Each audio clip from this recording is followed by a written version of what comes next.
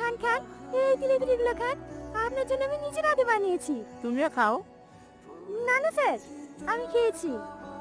একটা কথা জিজ্ঞেস করবো স্যার? হ্যাঁ করো। আপনি কি কোনোদিন কাউকে ভালোবেসেছিলেন? হ্যাঁ, কাকে? ছিল একজন। ও, ছিল। এখন কেউ নাই তো? না। I love you. এসব তুমি কি বলছো?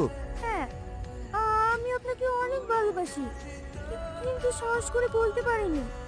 Do you love me? এটা কিভাবে সম্ভব? কেন সম্ভব না? আমি একজন কনস্টেবল বলে।